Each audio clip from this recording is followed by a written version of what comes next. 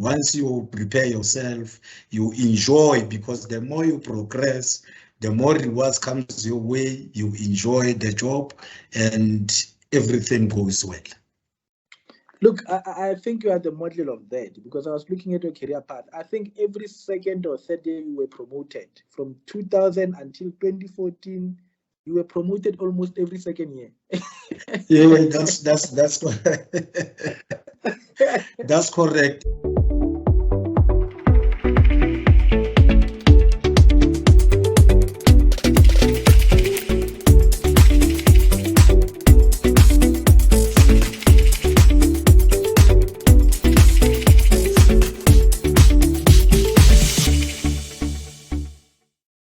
Thank you so much, Mr. Mphuthi.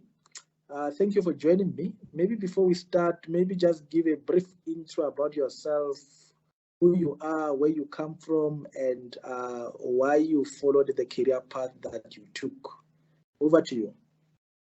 Okay, thank you, sir, and hi to everybody. My name is MJ Mphuthi. I'm actually now with the City of Ekurhuleni, Emergency Services. I was born in Qwaqwa, which is situated in the Eastern Free State. This is where I was born, and I attended my primary school there as well, up until high school. I completed my matric there. And after matric, then this is where I've moved to Gauteng, obviously, to look for greener pastures, the site, and more opportunities. Thank you so much, and welcome to Gauteng. I hope you're enjoying being in Gauteng since we've been here.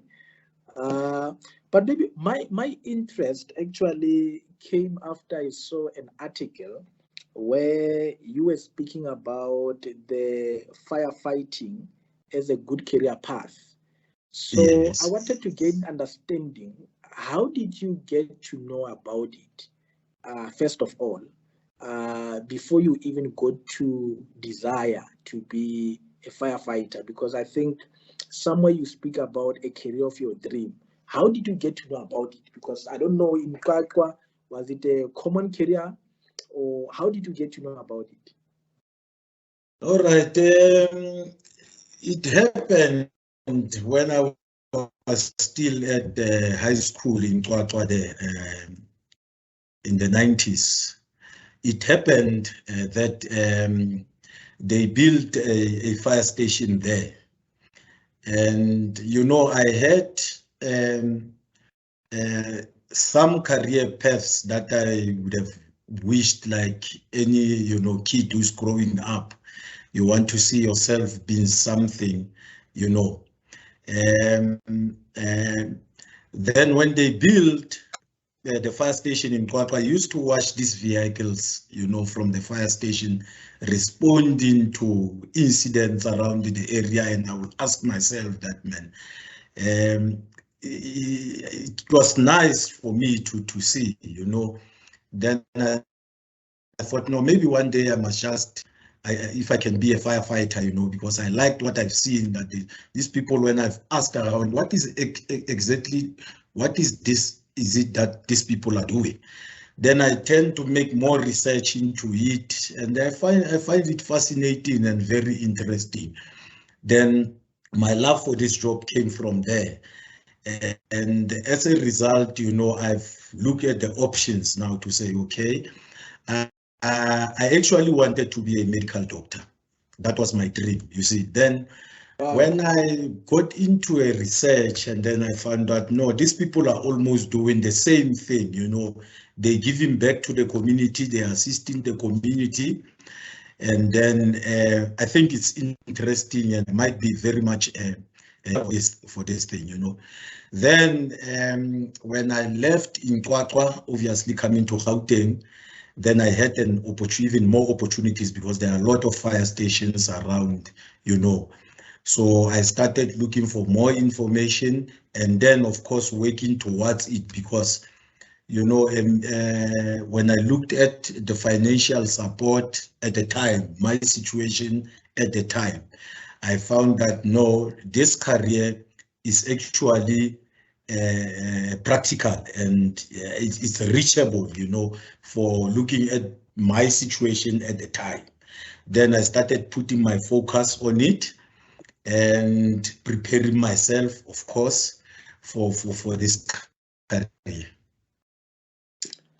No, good to hear, man. It sounds like a very long journey that you had to travel to where you are.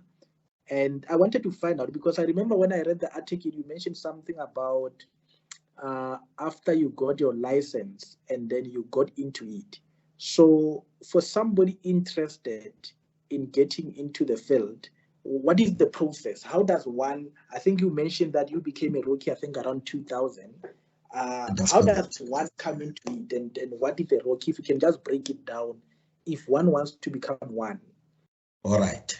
For the entry in this field, what is required?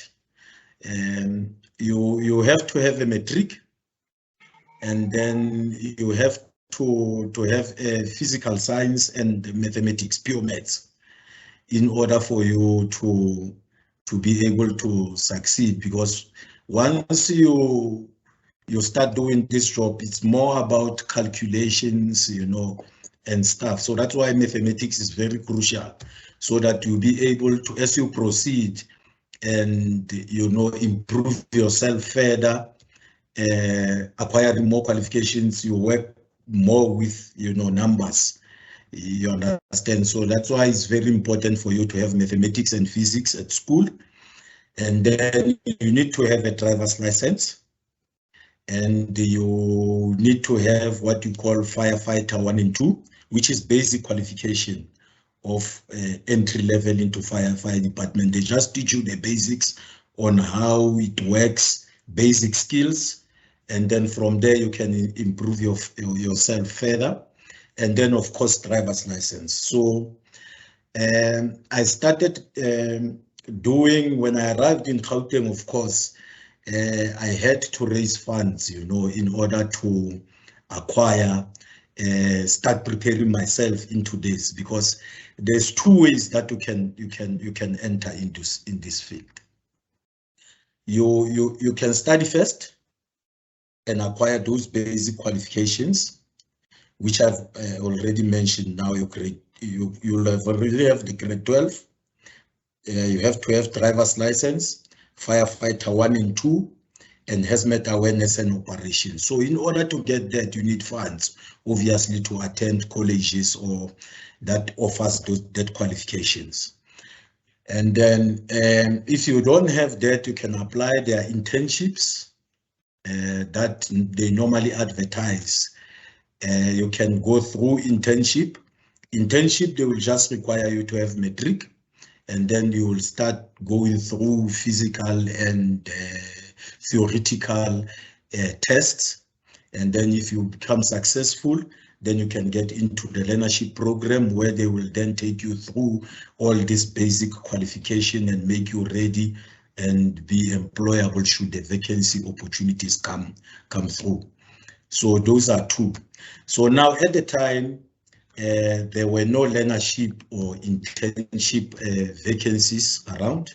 So I had to start, you know, getting qualification and preparing myself. So driver's license was the first thing that came to mind, to say, okay, for now, I can be able to acquire driver's license. And then I raised funds, because I used to work in the industrial area. When I arrived, remember, I had only matric coming from Free State to here. So then I had to raise up funds, and then I went into industrial areas, so get the jobs there, and then I managed to do the driver's license.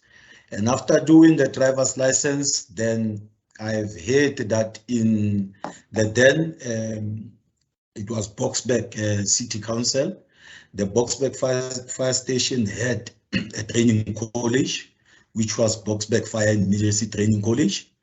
And then I enrolled there, and luckily they accepted my application, and then they took me in, and then I studied the preliminary certificate in fire technology. It was a 3 months basic entry level into the fire fraternity. So I've done that 3 months preliminary in fire technology certificate. And then after completing that, I had to wait now because I was already having qualification that can make me employable, because I had driver's license and that basic preliminary certificate qualification. So I was actually employable now. The only issue was going to be experience. Fine. Then I went back into the industries, you know, raising funds again for further studies, you know, to be able to make myself employable out there. And then luckily, while I was still in the factories, there came some vacancies at the same Boksburg fire department. And because I did my studies there with their college, they had my record, and I did fairly well actually in that course. That's why I think it became very easy for them to shortlist me for the job. It was a learner/firefighter job there. So you learn while on the job. So I went for the interviews there and I was successful. Then they employed me as a learner junior firefighter. That was around 2000. Then, right from there, is it the rookie position? It's a rookie position. Yes, that's correct. Oh, okay. Yes, because you still need some other qualifications in order to become a qualified firefighter. Okay. So maybe before you get to the firefighter, so as a rookie, what do you do that you don't do that a fire, or what don't you do that a firefighter does? How will you distinguish the two? If somebody is a rookie and one is not, is a firefighter, how will they differ in terms of their scope of work? Will there be any difference, or is just a title and maybe the payment, or how do they differ? That's correct. Yeah, it differs because when you are a rookie, you do a lot of skills and supervision. So you don't work independently. Most of the time you do the job under supervision because you have to be guided, you know, because you're not fully qualified as yet. You've done just the basics, then you get guided in most of the work that you are doing. Okay. No, perfect. Yes. Okay, we can continue. All right. Then I've done that rookie for about a year. And then after that, I was given an opportunity to go and study what we called a basic ambulance assistant course.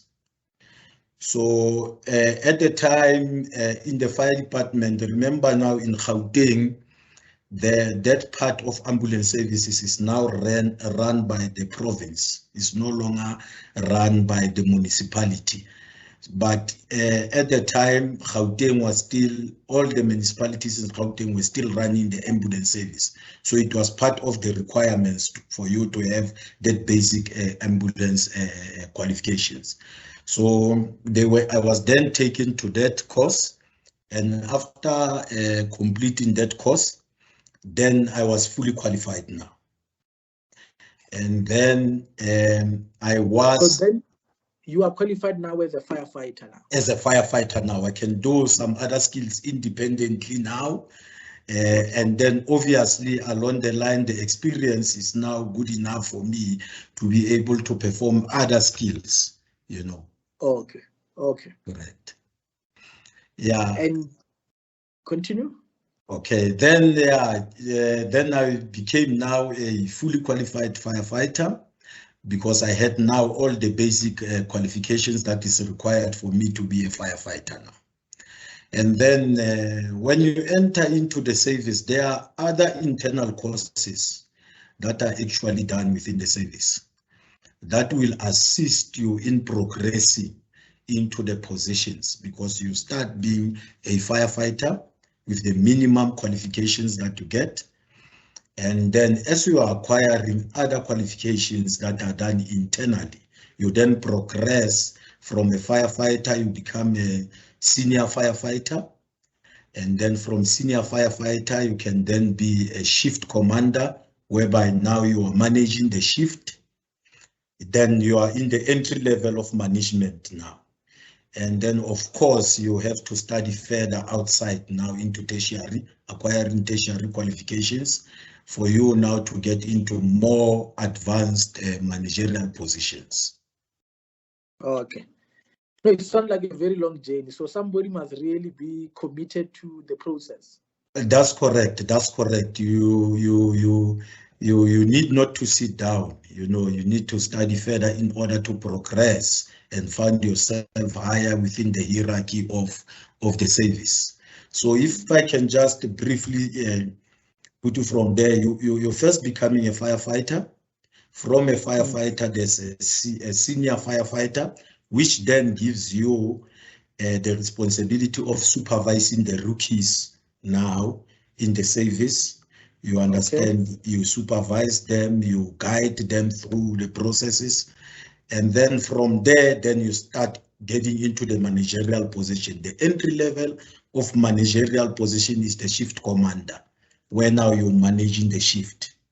Of course, that needs a tertiary qualification. And then from the shift commander, you then progress to the station commander, where you manage the entire station. From there, you go to the district commander, where now you manage quite a number of stations, maybe 3 or 4 stations that fall within a certain district. Then from there, you go to the regional manager position. Now you're managing the region. You see, your area and your scope of responsibilities now becoming broader. Then you go to the next level, it will be your executive manager, where you manage now the entire city or whatever the council you'll be, depending on your place. And then you'll manage the whole operation from there.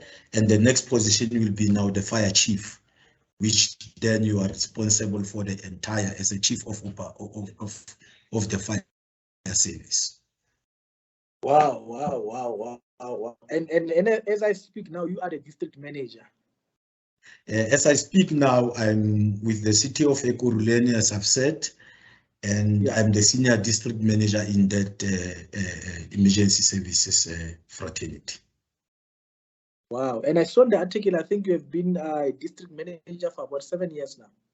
That's correct, for about 7 years now. You see, what is important in the service is that one needs to keep on improving himself, whether it's internal courses or whether you go outside, but you need to improve yourself in terms of qualification. Then it makes it easier for you to progress. And of course, when you progress, there are benefits in terms of your salary changes. You know, the more you progress, the higher you go, the higher the salary becomes. So it's quite a rewarding thing to do. I can imagine. And maybe just to take you back into, you mentioned something about leadership. So where does one get to know about this? Where are they advertised? They normally advertise through newspapers, different newspapers. They advertise there where the vacancies are normally are. Part of the vacancies on the newspapers, they advertise there. They advertise on the municipalities advertising, places. They advertise on the municipalities offices, where normally people go and pay their rates and taxes. They normally advertise there. Even on the radios, sometimes you'll find people talking about the adverts on the radios as well. Social media as well, they advertise. And of course, on the community platforms as well, give that information. Okay. And let's say somebody is listening to this interview, they are interested. Where is the point of departure? What can they do as a starter to get into the field? You need to first prepare yourself in terms of your math and physics things. Prepare yourself. What they normally ask there is what they will normally, the questions that are normally on your metric, level. They will take those questions and normally use them to test you. And then from there, you will then pass through the physical tests, where you will maybe run, for example, you will run for about 2.4 kilometers, just to check your physical ability. You will lift up the object just to see, just the basic issues. Okay, it's not a military training. We are paramilitary, actually. We are paramilitary. Our disciplinary code, if I may put it that way, is almost the same. We are paramilitary. Our discipline is almost the same as military. So you will have to go through physical fitness, unfortunately, for you to be successful. So what you need to do as a person who might be interested, you must start preparing yourself. You see, physically, so yes. So because it's not something you will start, because most people they become unsuccessful because they start on a late. They become late in starting to prepare. You cannot start when you are already being called, maybe, or invited for interviews or what, then you start there. No. If you're interested in this field, you must start as soon as possible. Keep yourself fit, and when you arrive there, if you are fit already, then it's easy for you to go through the tests. Okay, so I missed the last part. I think it froze a bit. So you said the first part is what? Do they do an application or they wait for the advert? You wait for the advert, because without an advert you cannot just apply. Then you wait for the advert. Once the advert is out, they will give you all the details on the advert, where to apply, how to apply, what are the requirements that are needed there, and then you apply. Once you apply it, then there will be shortlisting of the candidates that have got what is required. And then after shortlisting, they will then invite whoever qualify in terms of the requirements. And that's when they go through the physical training. That's when they go through the physical training and the theory as well. Okay. Correct. And then you mentioned something also about a certificate at university. So can somebody just from Mexico can just go to a university and do a higher certificate or diploma? Is that another route that is recommendable? Correct. You can actually do that. What is going to be required as you are about to complete your diploma, they will then require you to have a practical. So practical is your fire 1 and 2 certificate. That will be your practical that you submit for you as part of the requirement for completion of the national diploma in fire technology. Okay. That's at your university now level. Okay. Look, I saw the article, and I don't want to mislead people. They hear this, they come running, thinking it's only nice. What are some of the challenges of the job? Yeah, yes, the job actually, like any other, career, it has got its own challenges. So that's why I've said before that one needs to actually don't limit yourself in terms of your research on this job, so that you know exactly what the job entails and what the requirements are there. So the challenges within the job, obviously, as the fire and emergency services, we respond to the fires, we go and extinguish the fires. We go out into the accidents, can be your road accidents that involves the vehicles. We go there and rescue people from those accidents. We do also special operations like, let's say the person is trapped into the hold or confined space. We go there and rescue the person. We do the rope rescues, high angle rescues. You know, your car accidents, obviously the people when they are trapped into the vehicles, we go there and we have to rescue those people there. So that's why your physics that we spoke about earlier, that's where it comes in now, because we work with hydraulics there. So you need to be able to understand on how your tools are working. So your physics is quite important into going through the other qualifications within. It makes it easier for you to understand and understand the tools that you are going to use. You know, a lot of qualifications. On the fire side, you have to operate our machineries. Obviously, this fire truck, when you operate it as a truck operator, you need to understand your calculations and all that stuff so that you can be able to use that machinery. So the challenge is there. You obviously need to be able to mentally you be strong, because if you cannot, you know, handle seeing injured people, you understand the kind of situations we meet in there is quite challenging. When you go into the fire incident, it's hot in the fire scene. You become hot in there, you become exhausted. So you need to be fit, you need to be able to, we go into hazardous areas where the chemicals, maybe there's chemical released hazardous materials, you go in there. So those are some of the challenges. We work with the community as well brings its own challenges, you know, in terms of the understanding of what we are doing.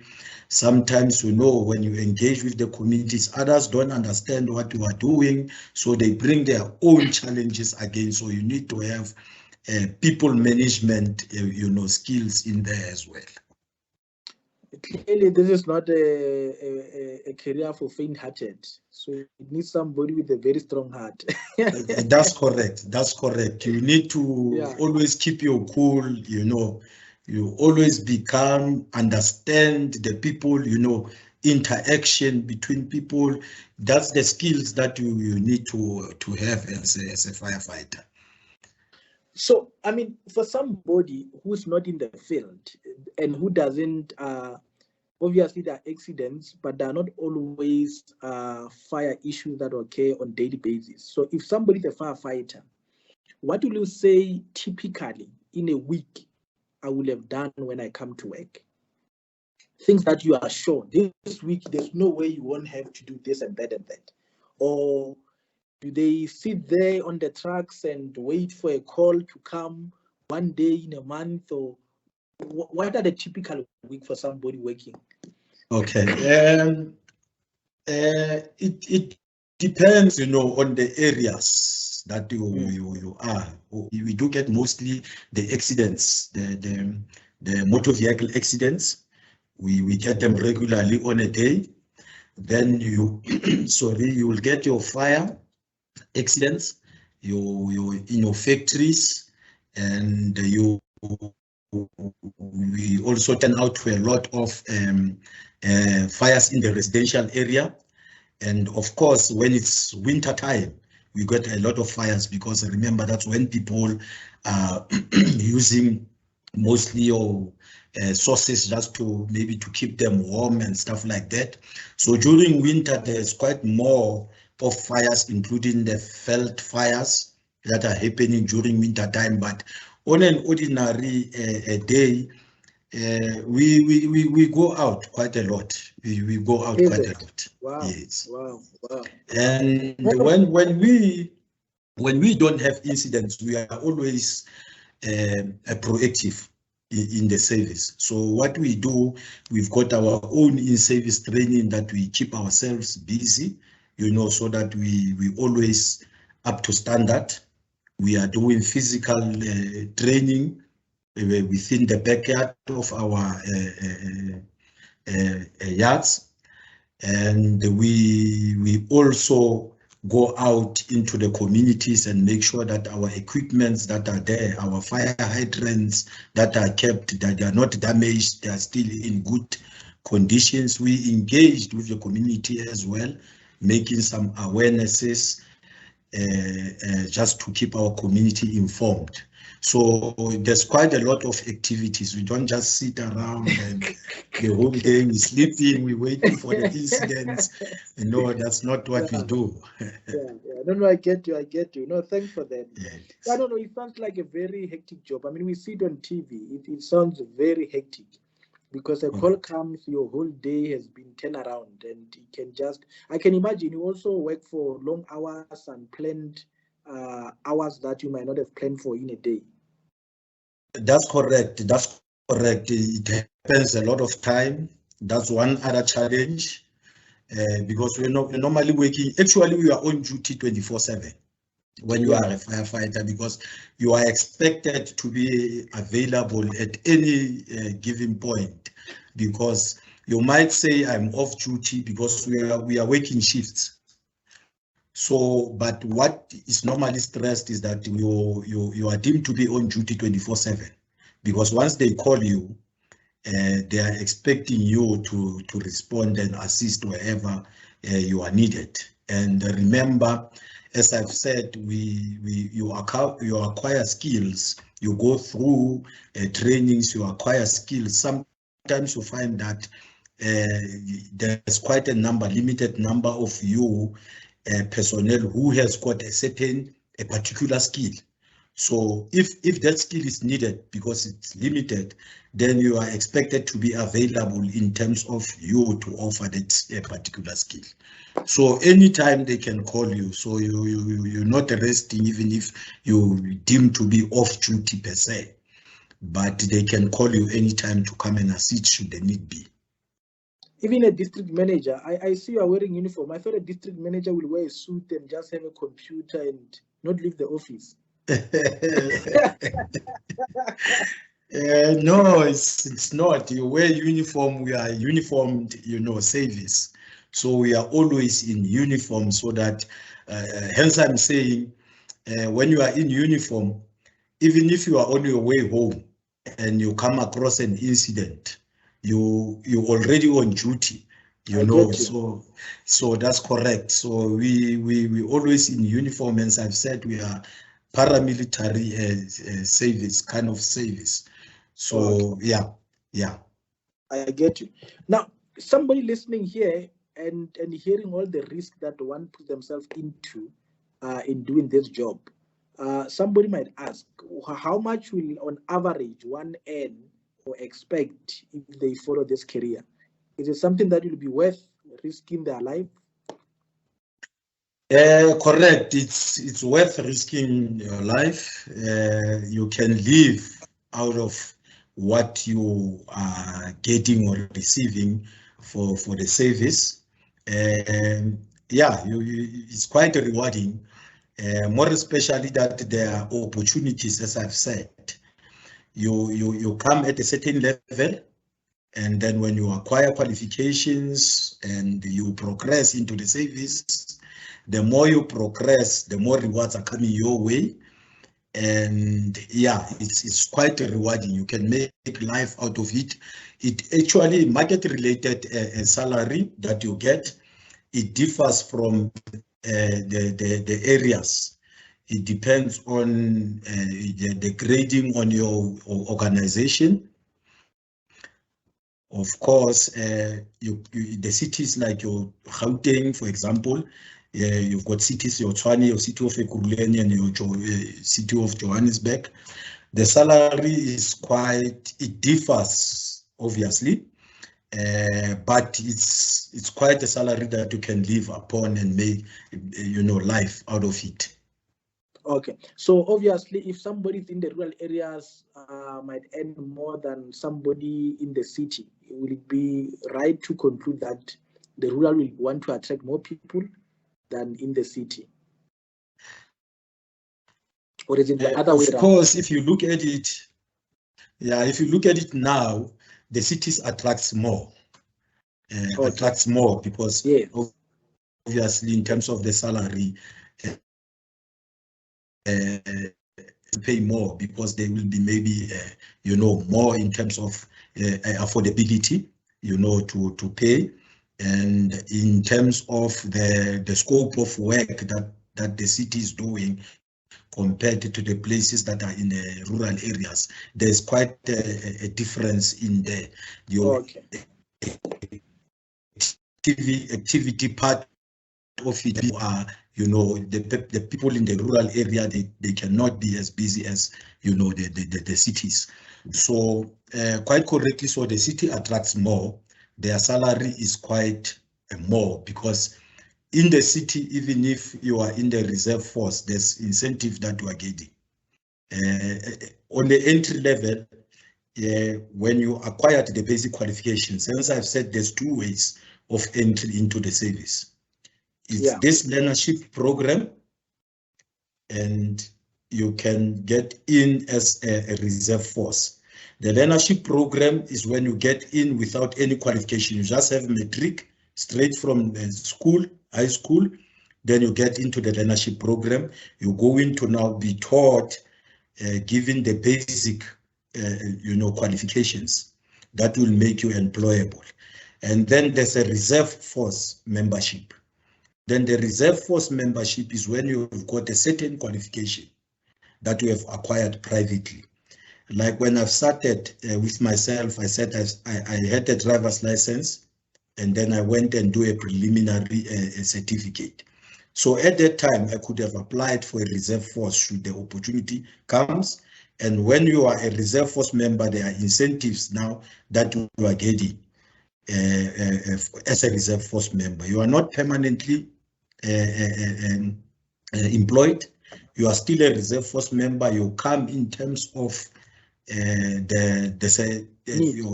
yes. When they need you, they will tell you, come this day, come this time, for you work certain number of shifts, and then there is incentives that you get in there.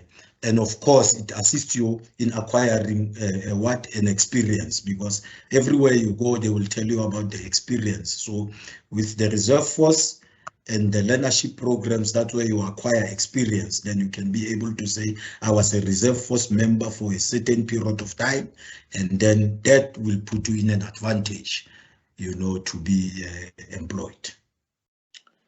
No, thank you so much. I really appreciate your time. There are people who might be watching, learners, others from Kwakwa. What words of encouragement can you give them if they are looking to follow this particular career path? One day be like you, district manager. What words of encouragement can you give them in order to follow on this career path? Firstly, I would say you need to love this job, because I believe if you love something, there's this saying that says, do what you love and you'll never have to work a day in your life. Yes. So even in this career, you need to love this career. Hence, I've said I fell in love with it by just seeing the guys who were doing it at the time, and then I loved what they do. I had interest, and then I then prepared myself, because if you love it, then you start preparing towards it so that you can fulfill, your dream in this thing. So love this job. It will be easier for you. You will have interest in doing even the things that will basically not actually at the time required for you to do, but you will do it. You will become proactive into that thing. You will prepare yourself, and once the opportunity comes, it finds you prepared, because this job needs you to be physically fit. You need to start preparing yourself, keep yourself fit, and then you actually increasing opportunity, you know, chances for you to be able to get into the industry. Thank you so much, Mr. Johnny Mphuthi. I said you are a district manager. You corrected me. You said a senior district manager. Does it mean you got a promotion? Yeah, that's correct. That's correct. When you, as I've said, you must be proactive. As I was then made from learner firefighter to a now qualified firefighter, then I started enrolling with the university. I enrolled with Tshwane University of Technology, where I've started, you know, because I was now focusing on progressing into the managerial, you know, level in the service. Then I enrolled with Tshwane University of Technology, where I completed my diploma, national diploma in fire technology, and then I further went and completed my BTech degree in fire technology. And I went into UNISA as well, and I've acquired the national diploma in safety management. So those are the qualifications that you need to, you know, acquire for you to be ready. Once you progress into the higher level of management, they require more qualifications for you. So they must find yourself, you know, ready, because it didn't take me for a long time to actually. That's why in most positions that I've acquired in the service, I was, in most cases, I was always the youngest, you know, individual in that particular position.